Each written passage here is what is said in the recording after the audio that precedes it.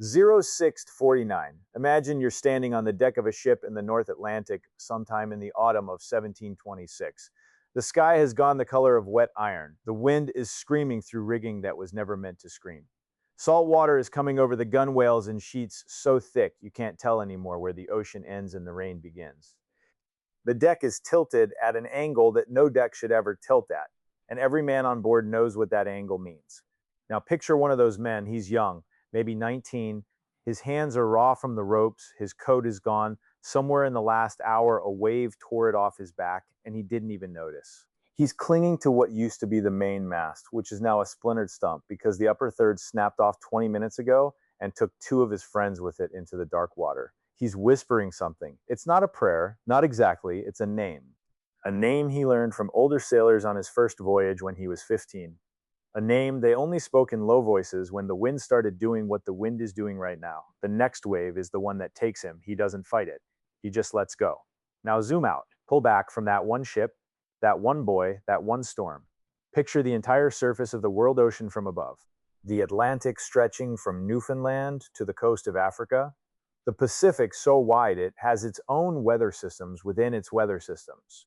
The Indian Ocean coiling around the bottom of Asia. The cold black water of the Southern Ocean ringing the Antarctic. And on every single one of those waters, in every single century from the 1600s to the 1800s, sailors are whispering the same name when things go wrong. It's the same name that boy on the mast whispered. It's the same name a Portuguese fisherman muttered when his nets came up empty for the third week.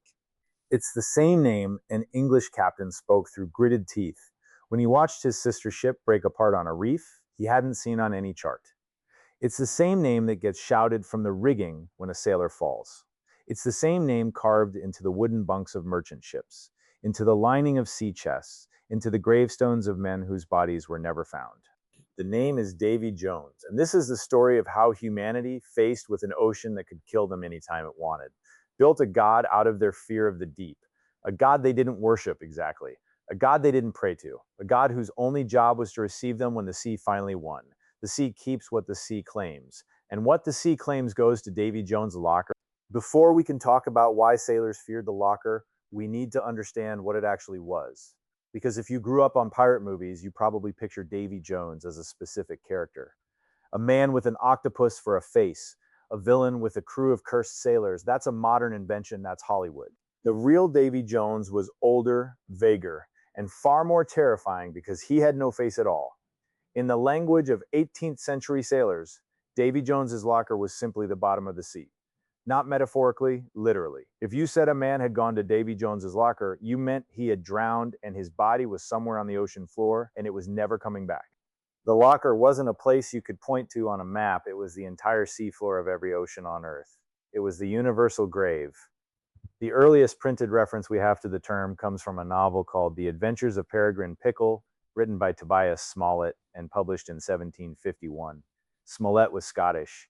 He'd served as a surgeon's mate in the Royal Navy, which meant he'd spent enough time among real sailors to absorb their slang. In his novel, one of the characters mentions Davy Jones casually, the way you'd mention the weather. He describes him as a kind of devil who presides over the spirits of the deep. The character says Davy Jones is often seen in various shapes, perched among the rigging on the eve of hurricanes, shipwrecks, and other disasters. That's the first time the name appears in print. But here's the thing. The name was already old. Smollett didn't invent it. He just wrote down what sailors had been saying for at least 100 years before him, maybe longer. By the time a piece of slang makes it into a published novel, it's usually been kicking around the docks and the lower decks for generations. Which means somewhere in the late 1500s or early 1600s in some port city we can't identify. Sailors started using that name, and the name stuck. The metaphor was perfect.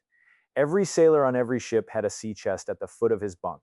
That chest was his locker. It held everything he owned, his spare clothes, his tobacco, his letters from home, his savings if he had any. When a man died at sea and was buried over the side, his shipmates would clean out his locker and divide his possessions. The locker on board was emptied, but Davy Jones' locker, the one at the bottom of the ocean, was never emptied. It just kept receiving. Forever. To understand why this myth took root and spread so completely across the sailing world, you have to understand the water it was born in, because the ocean of the 1600s and 1700s was not the ocean we know today. It wasn't mapped, it wasn't understood. Large portions of it had never been crossed by anyone who came back to tell the story. And there were specific places, specific zones, where the math of survival turned so ugly that the men who sailed them needed something more than science to explain what they saw.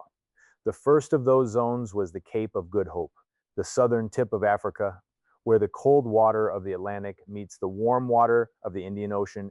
The Portuguese called it the Cape of Storms before they renamed it for marketing purposes. The original name was more honest. The waters around that cape were notorious. Currents that could push a fully loaded ship sideways for days. Winds that came out of nowhere and dropped just as fast, leaving sails flapping and crews wondering what had just happened. Waves that could reach 100 feet in the right conditions, and the right conditions happened often enough that every captain who rounded the cape did so with a knot in his stomach. Ships disappeared there, not occasionally, regularly. A vessel would leave Lisbon bound for India, and somewhere south of the Cape it would simply stop existing. No wreckage, no survivors, no explanation. Just an absence. The second zone was Cape Horn at the bottom of South America. If you wanted to get from the Atlantic to the Pacific before the Panama Canal was built, you had two choices. You could go through the Strait of Magellan, which was narrow and treacherous and full of indigenous peoples who were not happy to see you. Or you could go around Cape Horn into what sailors called the Screaming 60s. Winds at those latitudes circled the entire globe without ever hitting land, which meant they built up speed and force that no land-based wind could match.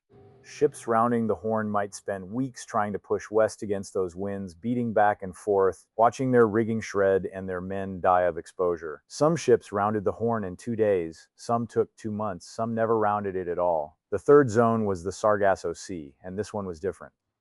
The Sargasso Sea is a region in the middle of the North Atlantic, bounded not by land but by ocean currents. It's the only sea on Earth defined by water instead of coast. The water there is unusually calm. The surface is covered in floating brown seaweed called sargassum. Sailors who drifted into the Sargasso in the wrong season could find themselves becalmed for weeks. No wind, no current. Just slow rotation in the same patch of seaweed-choked water while their food ran out and their water grew foul and their crews started to die. Ships were found in the Sargasso with everyone aboard dead from thirst, still anchored to the same patch of weed. The Sargasso wasn't a storm. It was a slow ambush. These weren't metaphors. These were places where the ocean killed people, predictably, in numbers that any insurance underwriter could quote you off the top of his head. And when sailors tried to explain what was happening in those places, science wasn't enough. Knowing about currents and pressure systems didn't help when you were drifting in the Sargasso watching your friend die of thirst. You needed something else. You needed someone to blame. You needed a name for the thing that was killing you, and that name, by the late 1600s, was Davy Jones. Now let's talk about how sailors actually used the myth in their daily lives. Because Davy Jones wasn't just a story they told around the galley stove. He was a working tool, a piece of psychological equipment. He was as much a part of a sailor's kit as his oilskin coat and his rigging knife. The way it worked followed a pattern, and once you see the pattern, you can't unsee it. The first stage was warning.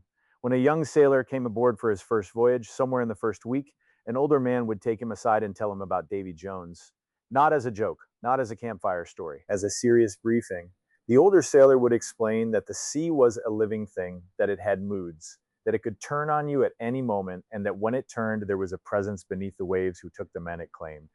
The young sailor was being inoculated. He was being prepared to encounter death in a way that didn't break him. The second stage was invocation. When a storm came up, when a ship started taking water, when the wind shifted in a way that experienced men knew was bad, the name got spoken, sometimes in curses, sometimes in warnings shouted from one sailor to another, sometimes in quiet whispers as a man worked the pumps and felt the deck shift under his feet. The invocation served a purpose. By naming the threat, you turned it from chaos into a kind of order. You weren't being killed by random physics. You were being courted by a specific entity. And specific entities, even terrifying ones, are easier to face than blank, meaningless force. The third stage was surrender. When the situation became hopeless. When the ship was clearly going down. When a man was washed overboard or pinned under a broken spar, the relationship with Davy Jones changed. He wasn't a threat anymore. He was a destination sailors who had been cursing him an hour before would start in those final moments, speaking to him almost peaceably. Some witnesses to shipwrecks reported men in the water calling out his name as they sank, not in fear. In something closer to recognition, the fourth stage was the burial. when a man died at sea and his body was recovered. The crew performed a ritual that I'll describe in detail later, but the ritual ended with the body going over the side and the captain or first mate speaking words that consigned the man to Davy Jones's locker. The phrase wasn't poetic decoration, it was the formal end of the man's existence in the world above water. After those words were spoken, his name went into the ship's log with a date and a position, and the crew moved on. The locker had received him. The matter was closed. You can see what was happening. The myth wasn't decoration on top of a sailor's life. It was scaffolding underneath it. It gave him a way to think about death that didn't drive him insane. It gave him a way to face storms without freezing. It gave him a way to bury his friends and keep working. Take Davy Jones away, and the whole structure starts to wobble. And here's where the story takes its strangest turn, because we've established that Davy Jones was real to the sailors who feared him. We've established that the myth was useful and widespread and printed in books by 1751. But we have not established where he came from. And the reason we haven't established it is that nobody actually knows. There are theories, there are 5 major ones, and all 5 of them have problems. The first theory is Davy Jones the publican. The story goes that there was a real man named David Jones who ran a pub somewhere in London or possibly Cardiff in the late 1500s. This Davy Jones was supposedly in the business of drugging sailors who came into his pub and selling them to ship captains who were short of crew. The unconscious sailor would wake up days later at sea, conscripted into a voyage he never agreed to, and his shipmates would say he'd been sent to Davy Jones' locker because Davy Jones had locked him up before the ship sailed. Over time, the phrase drifted from meaning kidnapping to meaning death by drowning. It's a charming theory. It explains the name. The problem is that there's no documentary evidence such a pub or such a man ever existed. The story shows up in folklore, but not in court records or tax rolls or anywhere else where a real publican would leave a trace. The second theory is Duffer Jones, the incompetent captain. According to this version, there was a sea captain named David Jones who was famously bad at his job. He lost ships, he got crews killed, he ran aground in calm weather, and his name became sailor shorthand for the worst possible outcome at sea. If you ended up in Duffer Jones' care, you ended up dead. The theory has a folk logic to it. Sailors love mocking bad captains, but again, there's no archival trace of a specific Captain Jones whose record matches the legend. Sailors of that era certainly named famously bad captains, but no Davy Jones appears on any of the lists. The third theory is the Jonah corruption. This one is more interesting.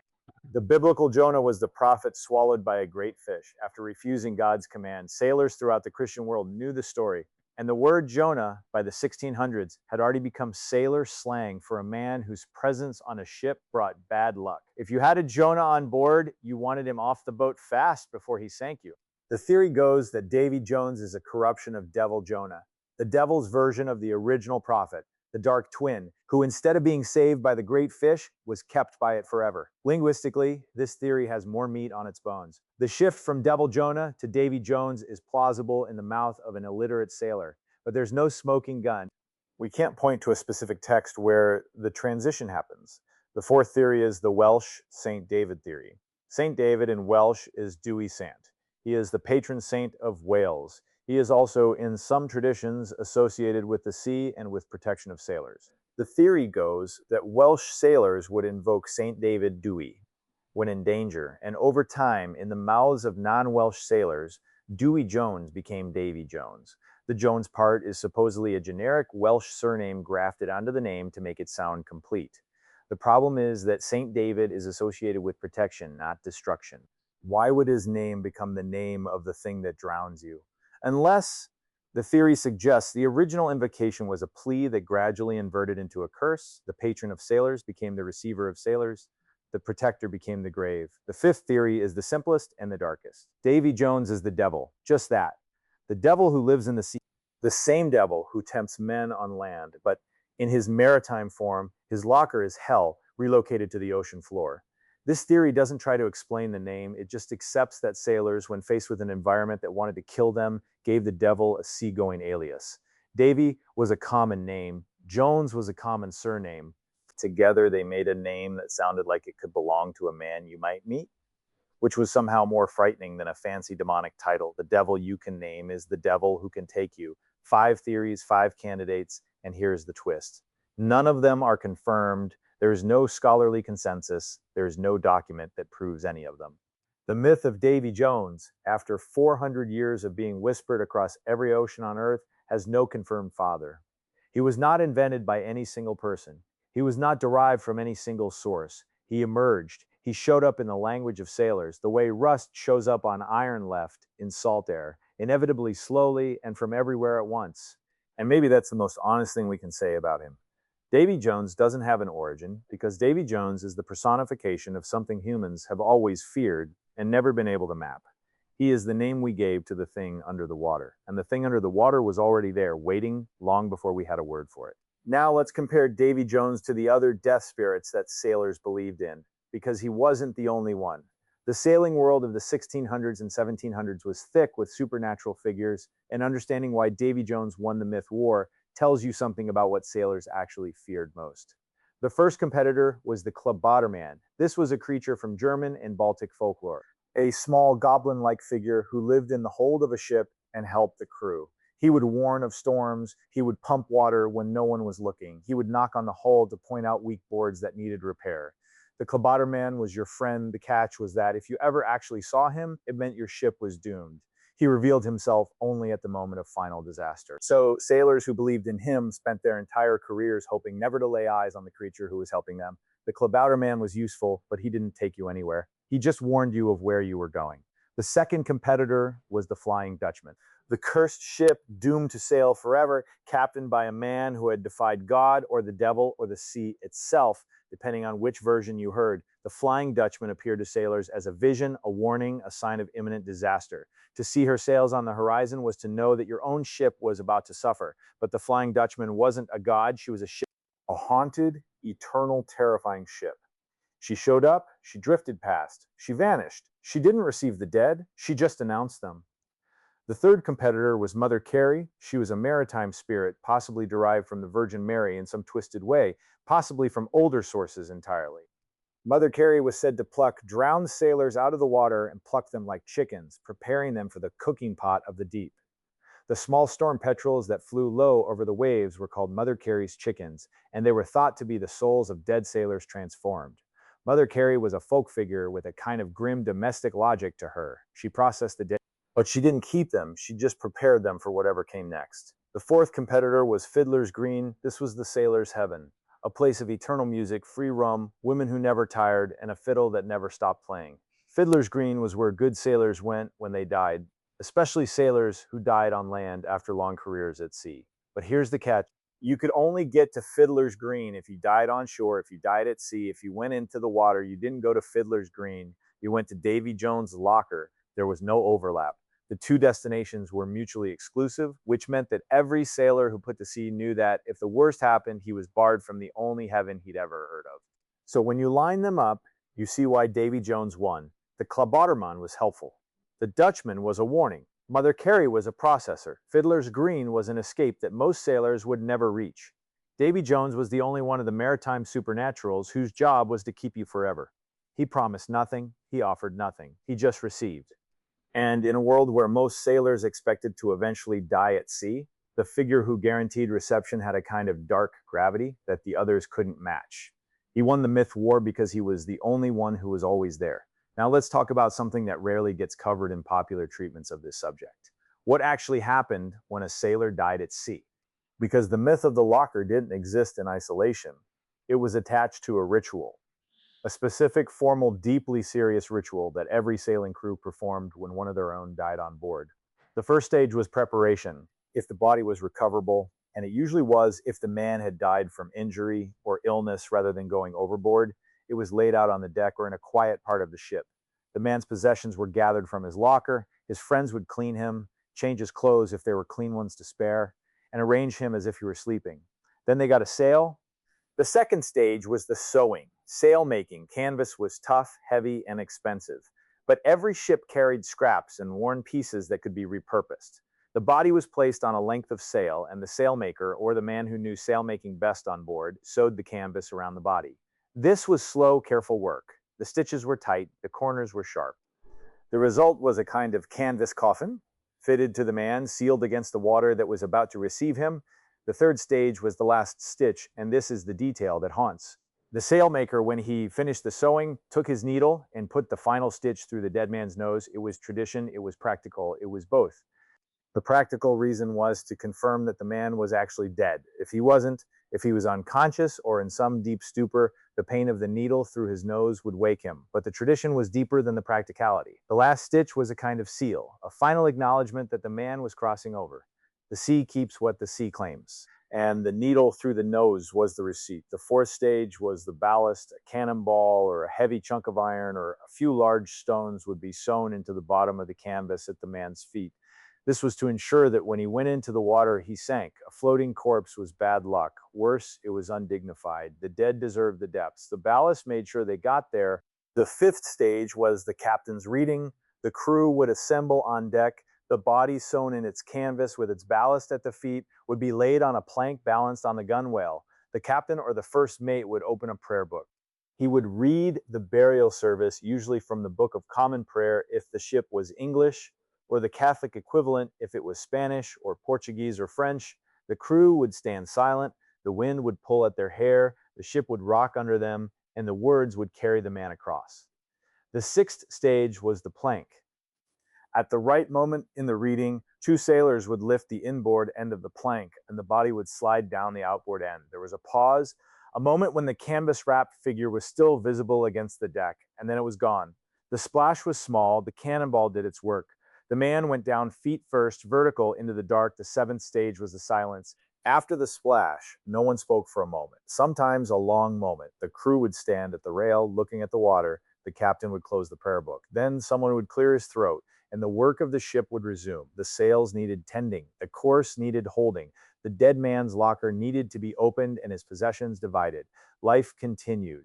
But the silence after the splash, brief as it was the closest most sailors came to admitting what they actually believed, that something down there had just received their friend, that he was not gone. He was just somewhere they couldn't follow. This was the ritual. And the ritual is why Davy Jones survived as long as he did. Because every time a sailor died at sea, the crew performed an act that confirmed the myth. The man was sewn into canvas. The canvas was weighted, the body went into the deep, and someone somewhere down there received him. The ritual created the receiver justified the ritual, round and round, century after century, every burial at sea reinforcing the belief that built the burial. The myth needed the practice needed the myth, and neither of them needed Davy Jones to be real in any verifiable sense. They only needed the sea to keep doing what the sea has always done, which is to keep what the sea claims.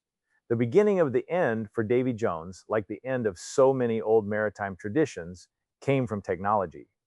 And it came in a wave that the sailors who believed in him couldn't have anticipated. The first hammer blow was steam power. By the middle of the 1800s, ships were no longer entirely at the mercy of the wind. A steamer could push through a calm, a steamer could fight a current, a steamer could keep a schedule. The terror of the Sargasso Sea, the slow ambush of dead air and dying men, became a problem solvable by a coal-fired engine.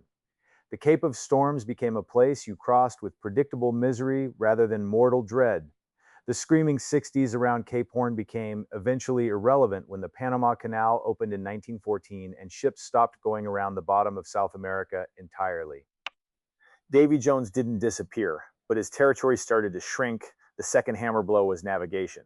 Better charts, better chronometers, better ways of fixing position at sea. By the late 1700s, John Harrison's marine chronometers had solved the problem of longitude. By the early 1800s, Captain James Cook and the surveyors who followed him had mapped enormous stretches of previously unknown ocean. Reefs that had eaten ships for centuries were now marked on charts. Currents that had carried vessels to their deaths were now understood and predictable. The ocean was no longer a place where you could simply vanish. The bottom was still down there, but the surface was becoming readable. The third hammer blow was lighthouses. The 1800s saw a global building boom of coastal lights. Headlands that had wrecked ships for generations were now marked at night. The number of vessels lost on charted coasts began to drop. Not to zero, never to zero, but enough that ordinary people started to think of the sea as something humans had begun to master. The fourth hammer blow was the telegraph cable. Starting in the 1850s, engineers began laying copper and iron cables along the seafloor to carry messages between continents. They had to do it the hard way. They had to survey the bottom. They had to know what was down there. They had to send sounding lines into the deep and measured depths that had previously been unimaginable. And as the sounding lines came up, as the cables were laid, the seafloor began to be mapped. Not in detail, not yet, but enough to confirm something uncomfortable for the old myth. There was no kingdom down there. There was no palace. There was no figure on a throne receiving the drowned. There was mud and rock, and the bones of ships, and the cold pressure of water that no living thing should ever have to face. The locker was real, but it was empty. Specific deaths of belief followed. Lord Nelson's Navy in the early 1800s was already a more rationalist institution than the navies that had come before. By Cook's time, the surveys were systematic. By the time the great oceanographic expeditions of the late 1800s set out, the Challenger expedition of 1872, most famously, the sea was being treated as a scientific object. Samples were dredged, currents were measured, life forms were cataloged, and the supernatural retreated. The sea keeps what the sea claims. That had been true forever, and it remained true. But the thing that did the keeping was no longer a person. It was a process, a physics, a combination of pressure and temperature and salinity that could be described in equations and measured by instruments. The myth didn't die in a single moment. It just thinned by 1900. Davy Jones was something parents said to children. By 1950, he was something writers used in pirate novels for color. By the time the modern era arrived, he was a cartoon, a movie villain, a pumpkin decoration. The terror was gone, the locker had become a phrase, but here's what the modern world missed when it laughed at the old myth. The locker is still down there. Every shipwreck that the ocean has ever swallowed is still on the seafloor. The Titanic, the Lusitania, the Edmund Fitzgerald, the thousands of merchant ships sunk in the world wars, the Spanish treasure galleons, the Roman freighters with their cargoes of amphorae, the medieval Arab dhows, the Polynesian voyaging canoes, they are all still there. They have been there for centuries or for decades or for a single year, and they will be there for centuries more until the slow processes of corrosion and burial finally erase them. The locker received them. The locker is keeping them. Every sailor who has ever died at sea and not been recovered is still there too. Not in any literal continuing form. Bodies in seawater do not last long. But the spaces where they fell, the columns of water where they sank, the pieces of seafloor where their bones eventually rested, those are still part of the same ocean. Lists of the missing maintained by maritime authorities run into the millions across centuries. Every one of those names is a name the sea claimed and did not return. And here is the philosophical reframe that the myth was always reaching for, even when it dressed itself up in horror. Humans built a god out of their fear of the unknowable deep. They gave him a name, they gave him a face, or refused to give him a face, depending on the era. They invented stories about pubs and captains and saints and devils to explain where he came from. And the deep, with the strange courtesy that physical processes sometimes show to the stories we tell about them, accepted the role. The seafloor became the locker. The drowned went into it. The ritual confirmed the receipt. The myth and the reality wrapped around each other so tightly that you can no longer cleanly separate them. We don't whisper his name in storms anymore. Most sailors today work on ships that wouldn't even feel the storms that killed their ancestors. The danger has shrunk, the mystery has shrunk, but the deep itself has not shrunk, it is still there. 95% of the ocean has never been explored by human eyes or human instruments. The seafloor in most places remains less mapped than the surface of Mars. The pressure at the bottom of the Mariana Trench would crush a submarine flat in an instant. And in that pressure, in that darkness, in that immensity, the ships and the bones and the lost cargoes are still down there, undisturbed, in a silence so complete it has lasted, in some cases, for thousands of years. The next time you stand on a beach and look at the ocean, you're looking at the lid of a grave that has been receiving deposits for as long as humans have built ships. The lid is beautiful, it moves, it catches the light, it does all the things oceans do that make people want to live near them. But underneath it, in the dark, the deposits continue, quietly, without ceremony. Now that the ceremony has faded, the sea keeps what the sea claims. It has always done this. It is doing it right now, somewhere to someone, and it will keep doing it long after the last sailor who remembers the old name has himself gone to join the rest of them. That is Davy Jones's locker, not the cartoon, not the movie villain. The real one, the dark space at the bottom of every sea on Earth, where the silence is older than the human voice that named it, and the receipt is permanent. If you want to understand the other great maritime ghost that haunted the sailors who feared the locker, the cursed ship that warned of doom but never delivered it, the vessel that has been spotted from the decks of warships and merchantmen and yachts for 400 years and is still being spotted today, the Flying Dutchman is the story I'm telling next. That video is on screen now. Subscribe for more stories from the dark side of the sea.